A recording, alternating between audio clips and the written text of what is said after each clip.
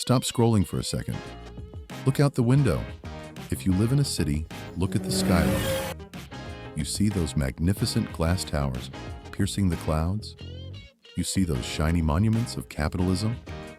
You probably think they represent power, wealth, stability. You are wrong, dead wrong.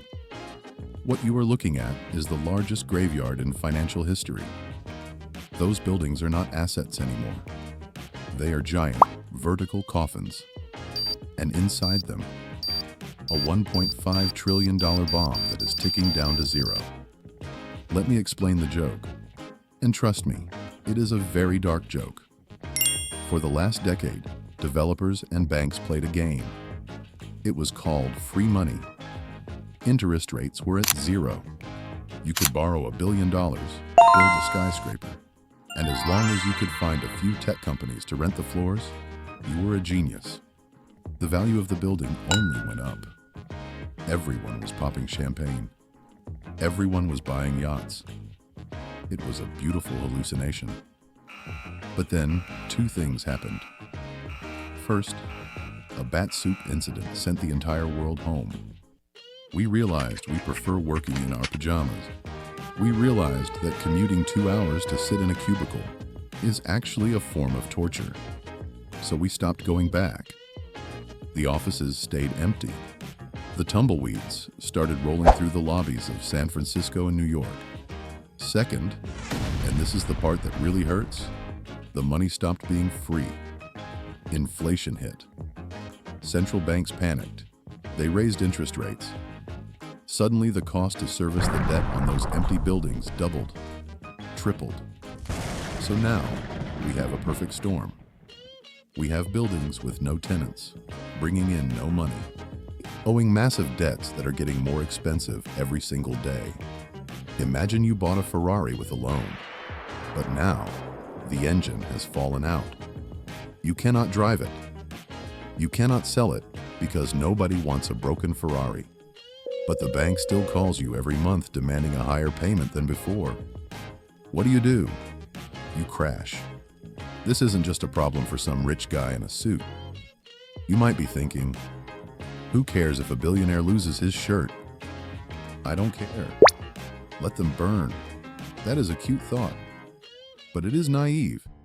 Who do you think lent them the money? Your bank, your pension fund, your insurance company.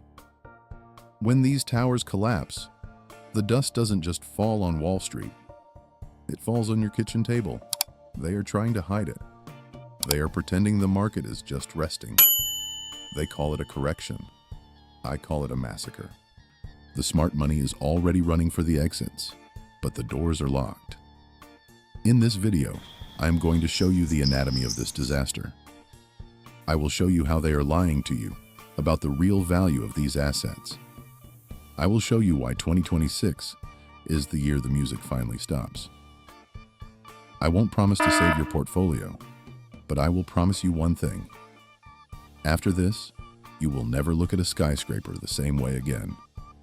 But before we dig into the corpses, I have a question for you. I want you to be honest. When this bubble finally bursts and the banks start crying poverty, what do you think will happen? Type A in the comments if you think the government will let them burn and die. Type B if you think the government will panic and print more money to bail them out, causing even more inflation for us. Type A or B. Go ahead. Place your bets. You might think this disaster was caused by bad luck, or a virus, or fate. You are wrong again. This disaster was manufactured. It was built by hand, brick by brick, lie by lie. To understand the crash, you have to meet the pilots who flew this plane into the mountain. Let me introduce you to the two main characters of this tragedy. First, we have the developer. Let's call him Chad. Chad wears a tailored Italian suit that costs more than your car. He has perfect teeth and a god complex. Chad does not build buildings because he likes architecture. He builds them because he is addicted to leverage. He looks at a plot of dirt and sees $1 billion. He sells dreams. He sells the idea that a glass box in the sky will somehow make a tech startup profitable. Second, we have the banker. Let's call him Bob. Bob is boring. No, Bob loves spreadsheets.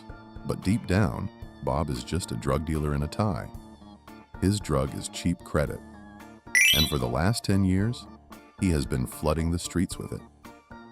From 2010 to 2020, we lived in a fantasy world. Interest rates were basically zero. Money was free. It was like walking into a casino where the house gave you chips and told you to keep the winnings. This created a very dangerous feedback loop. Here is how a typical meeting went down in 2019. Chad walks into the bank. He says, "Bob, I have a vision. I want to build a 60-story office tower in the middle of nowhere. I have no tenants. I have no revenue. I just have a drawing on a napkin." In a sane world, Bob would call security. But in the world of zero interest rates, Bob smiles. Bob says, "That sounds fantastic, Chad. Here is $500 million. The interest rate is 2%. You can pay me back whenever you feel like it. Do you want a loan for a yacht too?" Chad says, "Make it 2 yachts." And they shake hands. See, they both believed in the same lie. They believed that the line on the chart would go up forever. They thought the demand for office space was infinite. They thought that every startup would become the next Google and need 10 floors of space.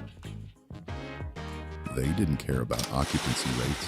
They cared about asset valuation. As long as they could value the building at a higher price next year, they could refinance, pull out cash, and do it all over again. It was a Ponzi scheme made of steel and glass. But there is a rule in economics that these geniuses forgot. Trees do not grow to the sky. And when you build a tower on a foundation of cheap debt, you are not building a legacy. You are building a trap. And right now, the trap has snapped shut. Pause for a moment and look at the mindset here. It is fascinating. I want to know where you stand on this pre-crash mentality. Look at those shiny empty towers built in 2019.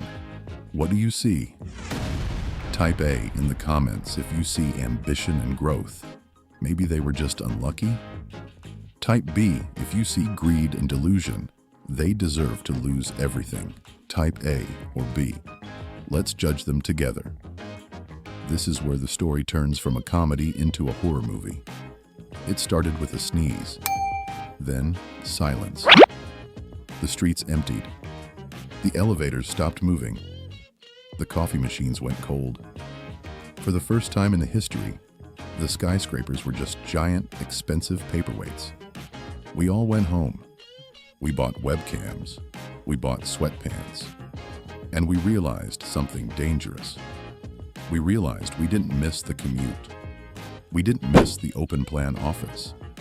We didn't miss the smell of microwaved fish in the break room. Zoom became the new boardroom. And for Chad, our developer friend, this was a problem. A big problem. His entire business model relied on human bodies sitting in chairs. Without bodies, he has no rent. Without rent, he has no value. But Chad wasn't worried yet. He was in the first stage of grief, denial. He told everyone, "Don't worry. It is just 2 weeks to flatten the curve." Then it was 2 months, then 2 years. While Chad was waiting for the workers to return, something else happened. Something much worse. The money printer stopped. The Federal Reserve looked at inflation and panicked. They slammed on the brakes. Soon interest rates skyrocketed. And this is the knife in the heart of commercial real estate. Let me break down the math for you. It is brutal. Imagine Chad borrowed $100 million to build his tower. At 2% interest, he pays $2 million a year. Easy. He can cover that with just a few tenants. But now the loan is due. He has to refinance. But the new rate isn't 2%. It is 7%. Suddenly, Chad has to pay $7 million a year. But wait, his building is half empty. His income has dropped by 40%. His expenses have tripled. He is bleeding cash. He is hemorrhaging money every single second. The building is no longer an asset. It is a liability. It is a vampire sucking the life out of his company. But did Chad sell? Did he cut his losses? No. He did what every gambler does when they are losing. He doubled down. He refused to lower the rent. He kept the prices high, pretending that his building was still premium. This led to the most insane standoff in financial history. Let's listen in on a phone call between Chad and Bob from late 2024. This is a dramatization, but the sentiment is 100% real. Bob picks up the phone. His voice is shaking. Bob says, "Chad, we have a problem. The loan covenants are breached. The building is 60% empty. We need you to put more equity in. We need cash, now." Chad laughs nervously. He is sweating. Chad says, "Relax, Bob. Return to office mandates are coming. Amazon is forcing people back. Elon is forcing people back. The workers are coming back. I promise." Bob screams, "They are not coming back. Chad, they are working from Bali. They are working from their living rooms. The valuation of your tower just dropped by 40%. You are underwater. You owe me more than the building is worth." Chad goes silent. Then he says the scariest words a banker can hear. Chad says, "Well, Bob, if the building is worth less than the loan, then it is not my problem anymore. It is your problem. Here are the keys. Good luck running a skyscraper." Click. This is the nightmare scenario. It is called jingle mail. The keys are in the mail. Big players started doing this. We are not talking about small landlords. We are talking about giants. Brookfield, Blackstone, PIMCO. They looked at their trophy assets in Los Angeles and San Francisco, saw the math didn't work, and they just walked away. They defaulted. They let the banks take the hit. And the banks? They are terrified. They don't want these buildings. Banks are not property managers. They don't know how to fix toilets. They don't know how to lease floors. So now we have zombie buildings. They are dead, but they are still standing. They are rotting from the inside. Maintenance is cut. Security is cut. The lights are turned off to save electricity. The value plunges even further. It is a death spiral, and the market is frozen. Nobody wants to buy. Nobody wants to catch a falling knife. The volatility is extreme. Prices are not just falling, they are crashing. We are seeing buildings that sold for $300 million. 5 years ago, now selling for $60 million. That is an 80% wipeout. That is not a correction. That is a total collapse. But the scary part is not the buildings that have been sold. The scary part is the buildings that haven't been sold yet. The ones where the owners are still pretending. The ones where the banks are still pretending. They are holding their breath, hoping for a miracle. Hoping rates will go back to zero. Hoping we will all suddenly love cubicles again. It is delusional. It is mania. And the pain is just getting started. Put yourself in Chad's expensive shoes for a moment. You are bleeding cash. The bank is calling. You have two bad choices. What would you do in this situation? Type A in the comments if you would cut and run, hand over the keys, destroy your credit, but save your remaining cash. Type B if you would hold the line, sell everything else you own, pour all your money into the building, and pray the market recovers. Type A for the coward's way out. Type B for the brave bankruptcy. What is your move? But wait, if the situation is so catastrophic, why hasn't the entire system collapsed yet? Why aren't we seeing bank runs every single morning? Because of a magic trick. a trick performed by the banks and approved by the regulators. It is called extend and pretend. Or, if you prefer the honest version, delay and pray. Here is the secret mechanism inside the black box. Normally, when a borrower like Chad cannot pay his loan, the bank is supposed to foreclose. They take the building. They sell it at the current market price, and they record the loss on their balance sheet. But right now, the market price is garbage. If the bank admits the building is worth 50% less, the bank becomes insolvent. They go bankrupt, so they cheat. Instead of foreclosing, the bank calls Chad. They say, "Listen, we know you are broke. We know the building is empty. But let's just pretend everything is fine. We will extend your loan for another 2 years. We won't force you to pay the principal yet. Just give us a little bit of interest, and we will call it a performing loan." It is a lie. A multi-trillion-dollar lie. They are refusing to mark to market. Marking to market means valuing an asset at what you can actually sell it for today. Instead, they are marking to model. That means valuing the asset based on a fantasy spreadsheet where interest rates go down and unicorns rent office space. Think of it like Schrodinger's cat. Or better yet, think of it like a refrigerator full of rotten meat. The bank knows the meat is rotten. Chad knows the meat is rotten. But as long as they keep the refrigerator door closed, they can tell the investors that there is a gourmet steak dinner inside. They are buying time. They are hoping that if they wait long enough, the economy will fix itself. They are kicking the can down the road, but they are running out of road. And the can is getting heavier. This artificial stability is dangerous. It keeps zombie companies alive. It ties up capital in dead assets instead of funding new innovation. It turns the banking system into a nursing home for dying real estate projects. So, looking at this mechanism, I have a question about the ethics of our financial overlords. What do you call this strategy of extend and pretend? Type A in the comments if you call it smart management.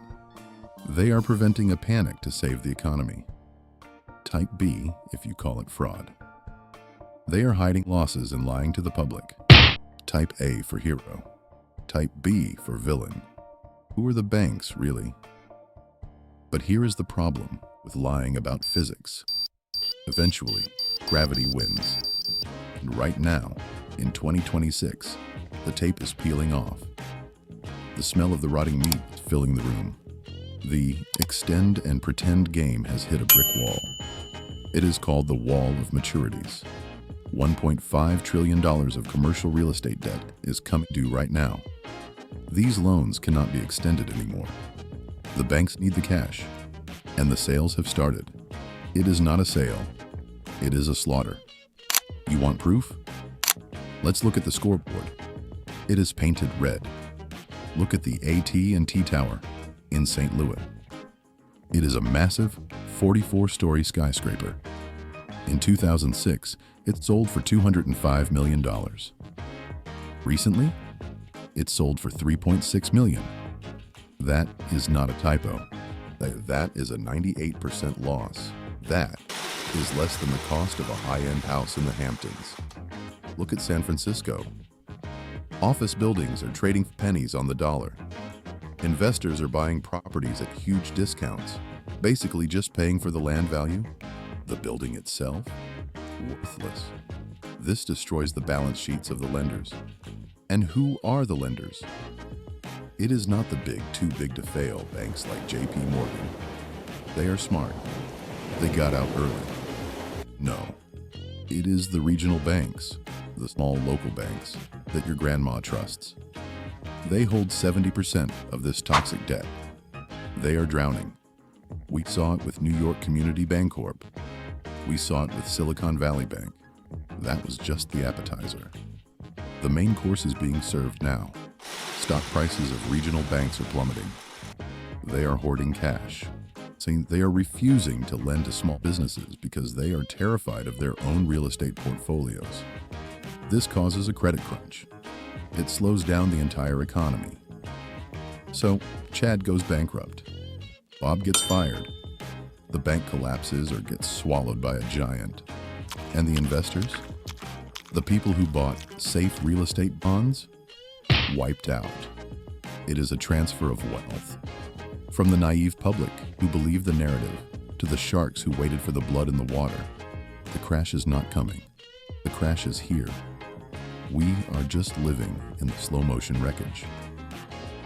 Now, looking at this inevitable collapse, I want to know who you think will be the biggest loser. Who holds the bag when the bank fails? Type A in the comments if you think the taxpayers. We will pay for the bailouts again. And type B if you think the shareholders. The investors will lose everything, as they should. Type A or B. Who bleeds the most?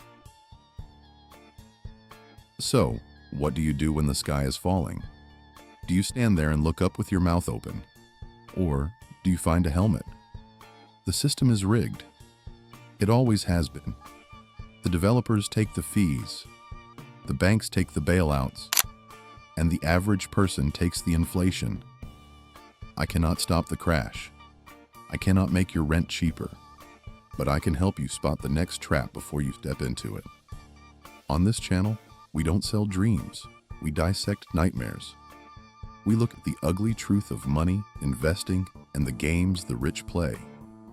If you want to stop being a victim and start thinking like a shark, hit that subscribe button, turn on the notifications. It's free education that might save your life savings.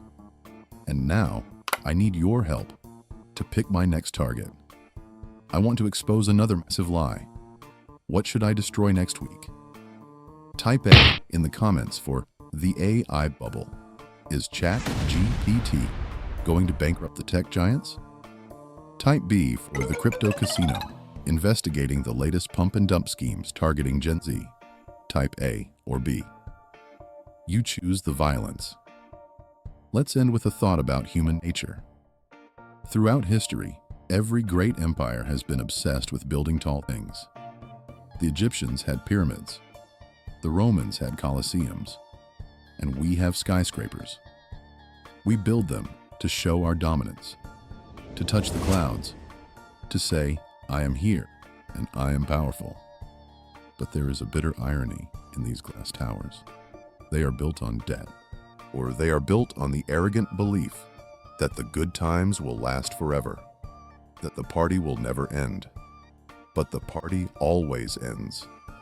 The hangover always comes. These empty office buildings, standing like ghosts in our cities, are not just financial failures. They are monuments to our own greed. They are gravestones for the era of free money. Nature hates a vacuum, and the market hates inefficiency. Eventually, these towers will be repurposed. Maybe they will become apartments, maybe vertical farms, or maybe they will just stand there, slowly rusting, reminding us of the time we thought we could defy gravity. The view from the top is beautiful, but the fall is a long way down. Don't be the guy holding the keys when they hit the ground. Cheers.